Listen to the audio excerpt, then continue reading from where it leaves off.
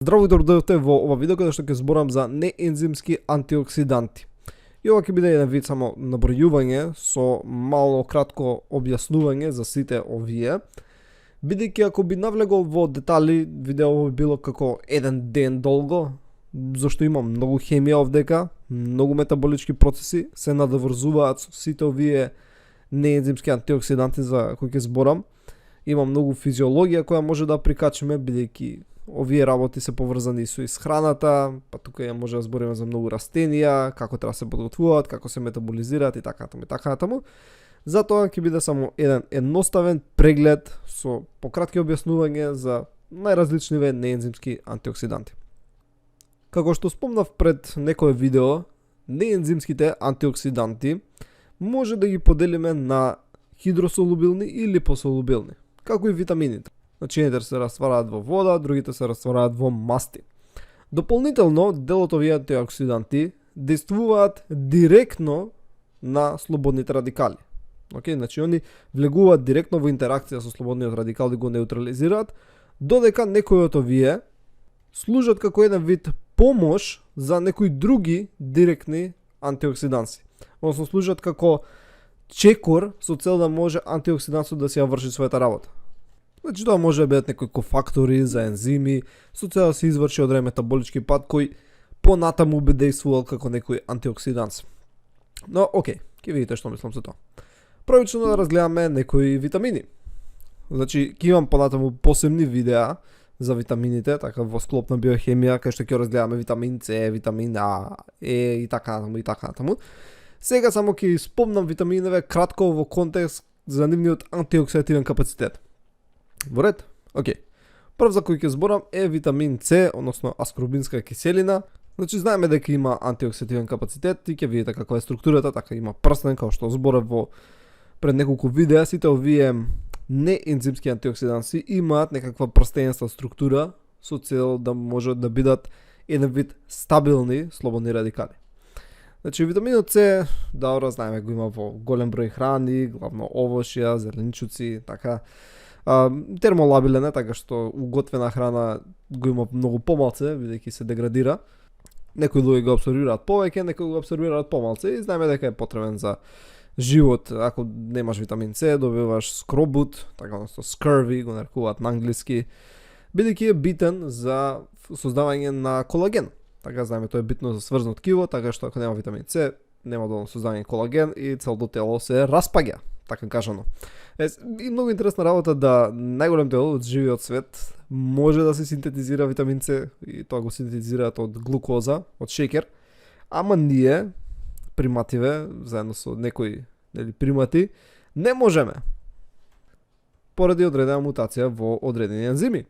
И интересно е дека тоа успело да се пренесува понатаму, бидејќи не било толку штетна мутација, бидејќи витамин С сме го примале од околината и сега сме така останати без способност да синтезираме витамин С. Дека, например, глушец може да си го прави. Исто како што и тигар може. Него гледаш тигарот да иде да јаде трева, така не јаде он јаболки и пак има витамин С, а само јаде месо. И овде имаме два шематски цртежи, имаме од аскорбинска киселина, така може да донира еден протон, односно да се оксидира, така што се добива аскорбат, може после да додаде и електрон. Значи ова е како интермедиери степ, но станало од аскорбат, аскорбатен радикал, кај што дало електрон, односно се оксидирало и понатаму може да даде уште еден протон, односно уште еден електрон и да стигне до дехидроаскорбат, кој што има многу ниска така редукцијска мок, додека ова почетното има доста висока редукцијска мок. И е интересен факт, ако некој чита литература, ова е малце и каунтеринтуитивно, редукцијната мок се користики мили електрон волти и ако има негативен предзнак и е поголем бројот, тоа значи има поголема редукцијска мок. Што мислам со тоа? Да бележиме тука некоја си нула, така, ова иде кон минус, ова иде кон плюс. Така, ако плюсот ќе го направиме со зелена боја, минусот со црвена.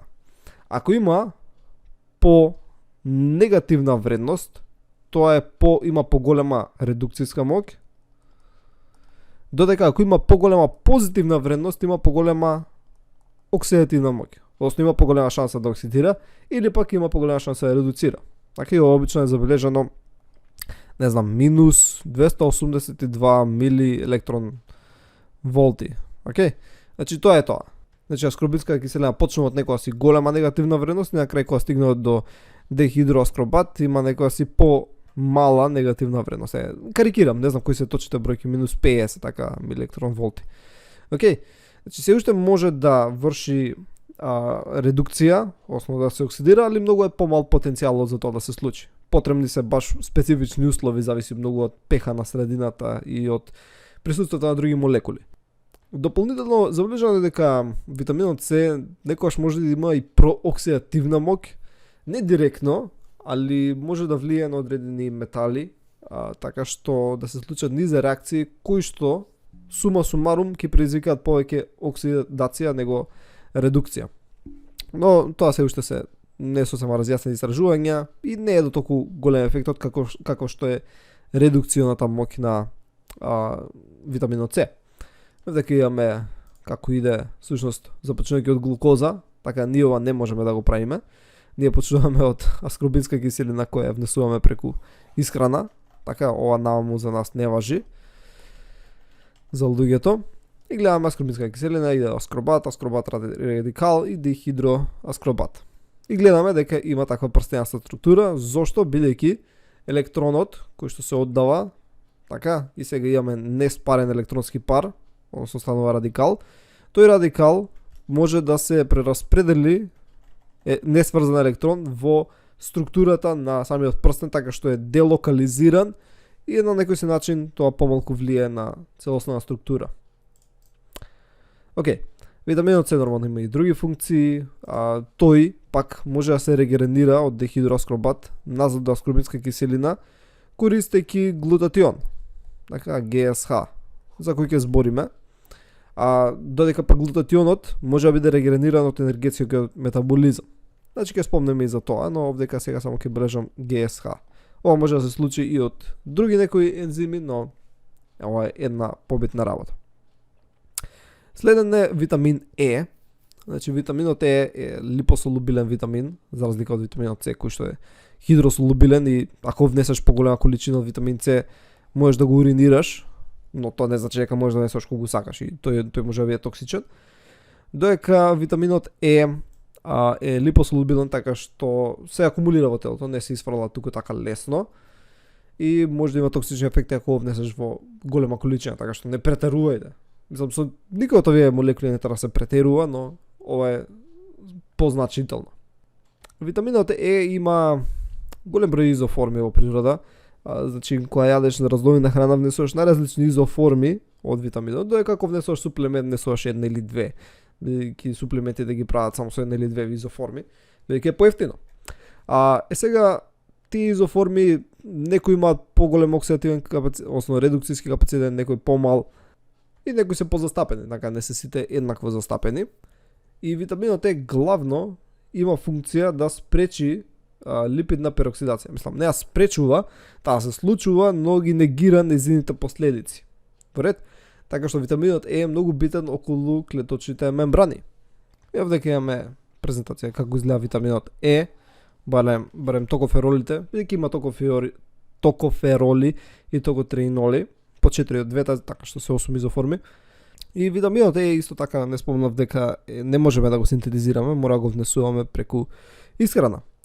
И овде гледаме како токоферолот реагира со одреден липиден пероксид, така што му дава водороден атом, значи самиот се оксидира додека го редуцира радикалот и гледаме дека полнежот, овдека бил отстранет водороден атом, сега е слободен радикал и електроните сега се делоцирани. Така делокализирани, овдека гледаме дека се со линии прстани, ко божемски знаеме каде се, а овдека се како со круг. Иако они секогаш се уеден вид круг, така поправилно е да се црта така круг, а не линии, но тоа е шематски представување што се случува. И гледаме дека повторно може да реагира со уште еден липиден пероксид и тој да се прикачи, така што и тој сега е неутрализиран и ова може да се поврати во нормалната состојба користејќи одредени ензими. Може ова да биде помогнато од витамин С, Така може да биде попомогнато од коензим Q10, за кој исто така ќе спомнеме нешто со цел да се регенерира витаминот, мислам не до оваа состојба, назад до обичната, и така да се одржи овој систем на антиоксидативен потенцијал. След на листата е витамин А, кој исто така е липосолубилен витамин, треба го внесуваш преку исхрана, може да биде токсичен, не треба премногу да го внесуваш, го има доста во джигер и во многу други храни, нормално. Витаминот А, добро, сигурно се слушнале дека е битен за видот и така натаму и така натаму. Као што реков, понатаму ќе имам видео специфично само за витамините. Овдека е битно само за да видите дека да, и витаминот А има некоја структура која е со прстени, има многу места, имам исто така конјугирани двојни врски за кои спомнав пред некое видео, дека се битни, така, значи гледате. Двојна врска, двојна врска, двојна врска, двојна врска на изменични идат. Значи тоа се места каде што може да има прикачување, така што тие двојни врски после ќе станат делокализирани електроните. Гледате овдека како се испрекинати линии. Така првично се обични линии, после се испрекинати линии бидејќи електроните стануваат делокализирани. Има повеќе места на кои може да се прикачат липидни пероксиди, слично како витаминот Е. Уред. Сега во однос на другите витамини, така витамин Д, тука може да го спомне сигурно за време на пандемијава го слушнавте доста дека е битен за здравје, за ова, за она. И да, витаминот Д има многу функции кои се уште ги откриваме, дека повеќе действува како хормон наместо како ензим, и тој исто така е липосолубилен, но може да се внесуваат по големи количини. Сега витаминот Д самиот по себе не действува како антиоксиданс, значи не действува директно, ама учествува во толку многу процеси кои зависи од тие процеси колку ќе има слободни радикали. Така, например, учествува во имуномодулација.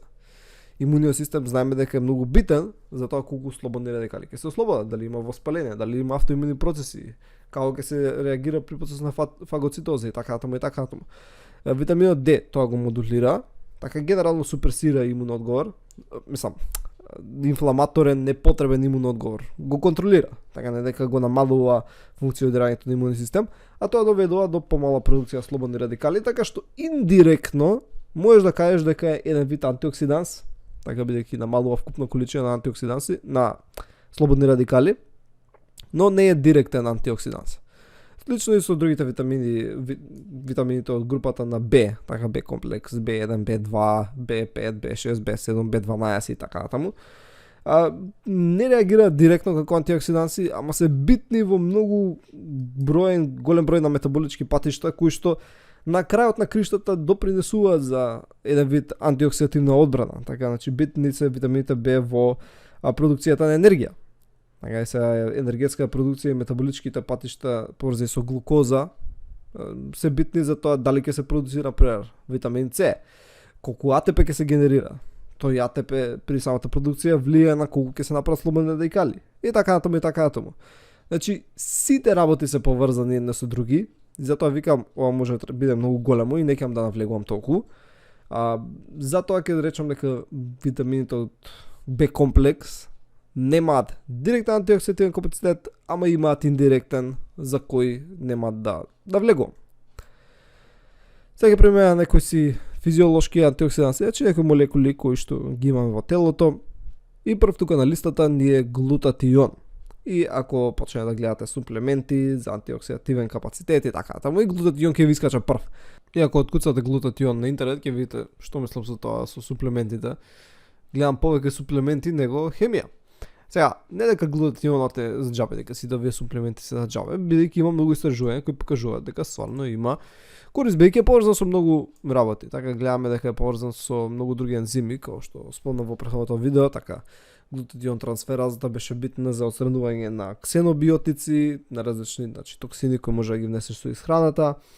Редуктазата и пероксидазата се поврзани со антиоксидативен капацитет и така натаму и така натаму. Значи поврзано е со регенерација на витамин С и Е, што е доста битно. И всушност глутатионот е трипептид, значи составен од 3 аминокиселини, глутаминска киселина, цистеин и глицин. Значи 3 аминокиселини прават глутатион. Сега глутатионот, како што спомнав, може да дојде во две форми, значи оксидираната и редуцираната. Значи горното е редуцирано, долното е оксидирано, така како што ги изгубил водородите. И нормално многу има повеќе редуцирана него оксидирана форма, дури и во случај на оксидативен стрес. Значи глутатионот преминува од редуциран во оксидиран. Гледаме дека овој тука водород кај тиолната група, нели СХ групата, ова е цистеинот, кој што е дел од овој трипептид. Значи тука се оддава водород, два глутатиона кои што се оксидирани се поврзуваат еден со друг, СС, се прави тука дисулфиден мост и добиваш ГССГ. Така барем го бележиме. Океј? И ова може да биде регенерирано назад до ГСХ, користејќи NADPH. Всушност работи да се поврзува на следниот начин. Сега како може да го надоврземе се ова со тоа што претходно го зборевме, да речеме дека тука имаме одреден витамин Е, така кој што под дејство на одреден слободен радикал, липиден пероксид, преминува во оксидирана форма. Значи витамин Е, али оксидиран. Океј? Тој може да се регенерира назад до витамин Е, користејќи го витамин С.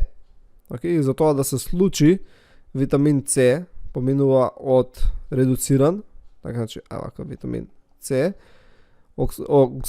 редуциран преминува во витамин С оксидиран. Океј? Сега, витаминот С за да се поврати назад до својата редуцирана форма, потребно е овој глутатион од ГСХ, односно редуцирана форма да премине во ГССГ, оксидираната форма. Сега, како да го регенерираме него, за да се регенерира тој, потребно е да, вака бележам тука друга стрелка, NADPH премине во NADP. А за NADP да се регенерира во NADPH, за тоа е одговорен енергетскиот метаболизам. И што значи ова? Како што знаете, при продукција на енергија неизбежно е создавање на слободни радикали. Океј? Сега тие слободни радикали се сузбиваат користејќи на пример витамин Е, кој што е регенериран од витамин С, кој што е регенериран од глутатион, кој што е регенериран од NADPH, а тоа е создадено користејќи енергија. Така што дел од енергијата која што се создава се користи со цел да се намалат ефектите на слободните радикали кои што неминовно ќе се создадат при користење, при создавање на енергија. Ова можете да си го замислите како брана која создава енергија. Така значи имаше една брана која ќе се изгради и нормално како што тече водата по пат на гравитација, создаваш енергија. Океј? Нормално при тој процес на создавање енергија браната се уништува. Така значи пумпите внатре, турбините, бетонот, се тоа старе и се уништува со тек на време. И ти за тоа да го поправиш, ти треба енергија. Ти требаат машини, ти треба залихи, кои што си ги добил користејќи енергија. Значи, браната продуцира енергија, ама ти треба и енергија за да ја одржуваш браната во функција.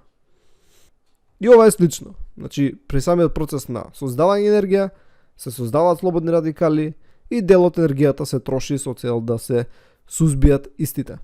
Слична е ситуацијата и со коензим Q, сигурно се го виделе во аптеки, како се продава можда како ова во Eurofarm. Значи ова е еден коензим кој што учествува во преносот на електрони помеѓу комплекс 1 и 2 кон комплекс 3 во респираторниот синџир кај митохондриите, така при процесот на оксидативна фосфорилација. И знаеме дека количината на коензим Q опаѓа со тек на староста, така што тоа може да допринесе во процесот на старење или во процесот на зголемена инфламација, во процесот на создавање на слободни радикали и така натаму, но не сме 100% сигурни. Сигурно е интегрирано во тие процеси, но не знаеме до кој степен.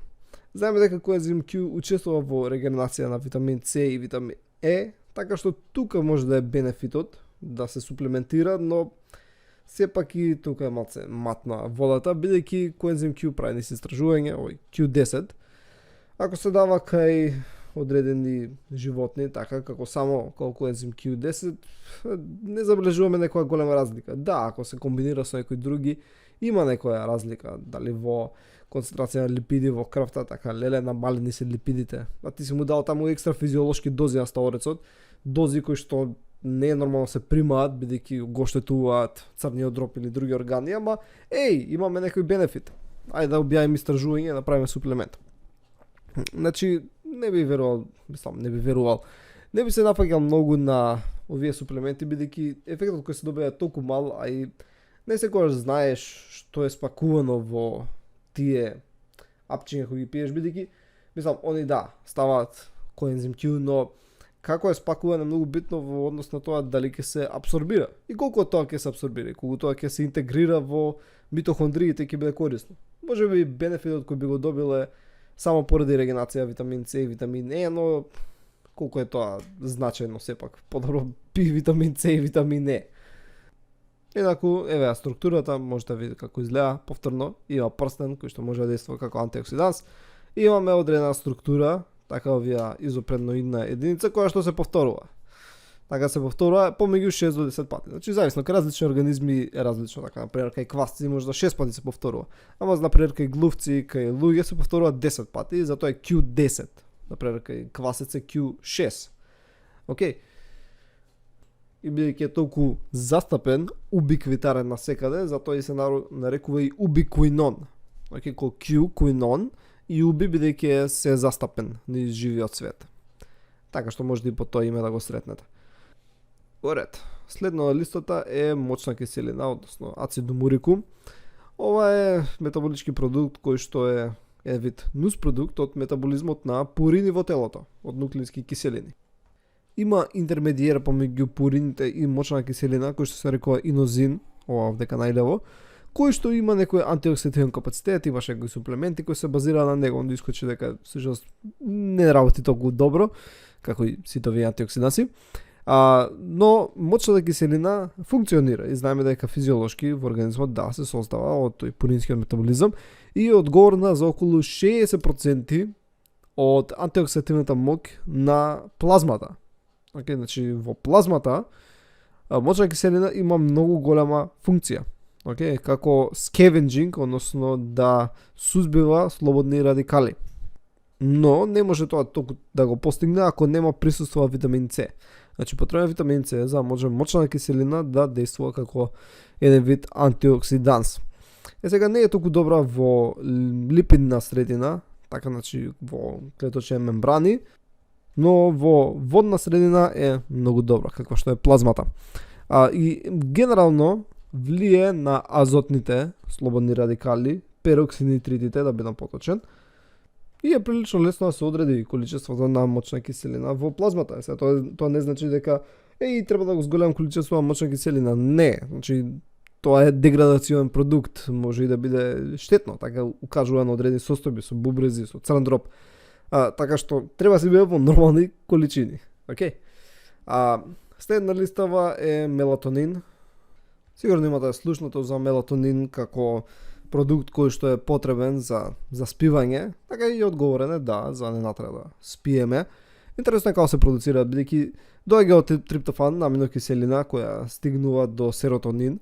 Серотонин е како хормон на среќа, не е баш, бидејќи има многу други невротрансмитери кои што се битни за тоа, но серотонинот е еден од нив и кога нема сончева светлина, од серотонин се конвертира во мелатонин, што е интересен начин да се контролира циркадијалниот ритам. Така, нема сонце, серотонинот проминува во мелатонин, помалку си среќен и повеќе ти се спие. Но океј, мелатонинот сам по себе има некаква антиоксидативна способност, но интересно е дека влие во продукцијата на најразлични антиоксидативни ензими, значи супероксид дисмутаза, глутатион пероксидаза, во формирање на глутатион и така натаму и така, така што индиректно мелатонинот е доста заложен за антиоксидативната одбрана. Но повторно тоа не значи дека треба да пиеме таблети мелатонин. Така бидејќи си има и негативни ефекти. Значи сите овие работи имаат позитивни ефекти, ама ако ги приеш премногу имаат негативни ефекти. Генерално си се балансирани во здрав организам, така што не треба да суплементираш со ништо, но океј. Следна листата е билирубин, феритин, трансферин, церулоплазмин. Значи билирубините се деградациони продукти од метаболизмот на хем, значи еритроцитите кои што се деградираат, хемоглобинот се деградира, хем делот од хемоглобинот, податомо дали кои што се деградира, стигнува до биливердин, билирубин. Океј? И оваа молекула има некаков антиоксидативен капацитет, не е нешто си многу голем, но сепак е присутен Океј, повторно го српнуваме во мала количина во плазмата, бидејќи го имаме исто така и во цревниот тракт и така натаму и така натаму. Сега феритинот, трансферинот и церулоплазминот, зошто ги сметаме како антиоксиданси?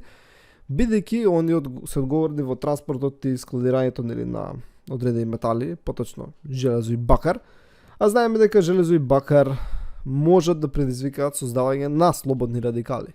Така бидејќи се иони кои што може да налезат во голем број реакции, реагираат со многу голем број на ензими и тоа се има одредени каскадни последици, така што правилна контрола на залихите на железо и бакар во организмот се битни за да не се создадат слободни радикали. Значи феритинот, трансферинот и церулоплазминот не се директни антиоксиданси, ама спречуваат создавање на слободни радикали. Вред? Океј. Ето тоа беше главното што сакав да спомнам. Сега има некои природни растителни антиоксиданси, какви што се каротиноиди, хидроксицинамати, биофлавоноиди, полиамини и многу други природни антиоксиданси. И ова се молекули кои што потекнуваат од секундарниот метаболизам на растенија. Така, значи, кога јадеш растенија, некои, во нив има милиони различни молекули. И дел од нив имаат одредени ефекти кај луѓето. И овдека еве вака ќе ви пуштам, видите какви се структурите, кои се тие, овдека ви се например наброени флавонол, флавон, флавонолс, така натаму и така натаму. Значи различни соединенија, полежени под одредени броеви и гледате дека сите структури се горе-долу исти, значи има ко плюс минус една ОХ група или некои други функционални групи, но имаме неколку прстени, така повторно објаснив зошто се битни да има прстени, бидејќи електроните се делокализирани натре во прстенот, така што овој слободен радикал кој ќе се добие, така е многу постабилен од тој нели кој е спречен, затоа викам дека ова се антиоксиданси. И гледате натаму има други, така имат одредени структури, еве биофлавоноидите се група на природни бензо, гама, пиран, деривати, океј се наоѓаат во одредени храни и имаат одредени ефекти. Океј, и одека повторно гледаме се тоа. Каротиноиди, ликопен, бета-каротен, ксантофили, зеаксантин, лутеин. Може да се слушнале за овие молекули, ги има доста во храна, во различни храни. Така, обично тие кои се обоени храни имаат повеќе, така например цвекло, морков и така натаму. Други природни антиоксиданси, и например еве за куркумин, всушност има доста истражувања од страна на македонски научници за ефектите, некои аналози на куркумин кои се прават на Химиски институт, за како влијаат врз одредени метаболички состојби. Океј? Значи има и други молекули, ќе идеме овдека надоле. Така и гледате, сите имаат слична структура и действуваат на сличен начин. Имаме некои фунгални антиоксиданси, така. И овдека имаме некои методи за како всушност може да се мери нивната активност. Постојат илјадници методи, ова се само дел. И тоа беше генерално се за ова видео. Многу мразам да правам вакви видеа каде што буквално се работи кои што ги набројувам и кажувам по две реченици за истите. Повеќе сакам да објаснувам концепти, но тоа е тоа, некои видеа се вакви. Се надам дека научите нешто ново и ќе се видиме во следното видео. Довидување.